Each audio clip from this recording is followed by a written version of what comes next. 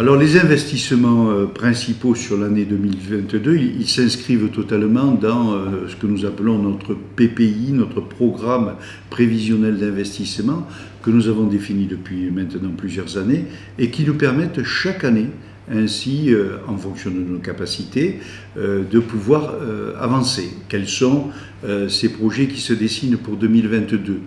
D'abord, l'amélioration de nos équipements sportifs.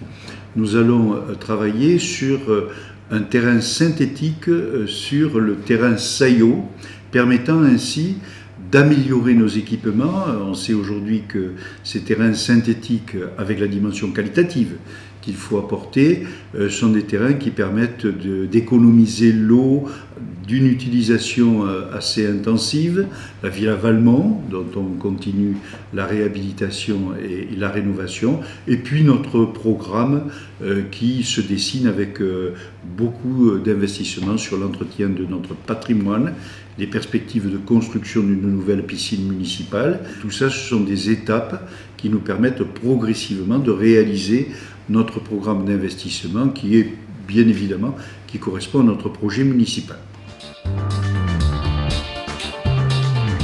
Pour ces projets, nos financements, comme nous le faisons traditionnellement, nous recherchons des subventions auprès des autres collectivités territoriales, départements, régions, métropoles, l'État, bien évidemment, à travers de nombreux appels à projets aujourd'hui, et puis ce qui est l'effort communal que nous essayons de limiter le plus possible, avec à la fois un autofinancement, et puis lorsque nous en avons besoin, le recours à l'emprunt.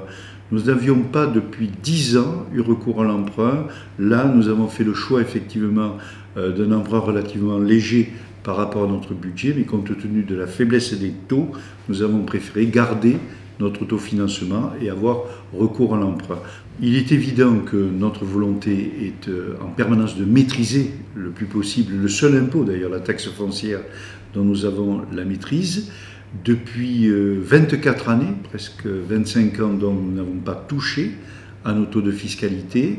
En dehors de la revalorisation effectuée par l'État sur les bases, nous allons nous efforcer à nouveau pour 2022 de maintenir ces taux de fiscalité. Et vous imaginez les efforts considérables qui doivent être réalisés par la collectivité pour réussir ce véritable challenge.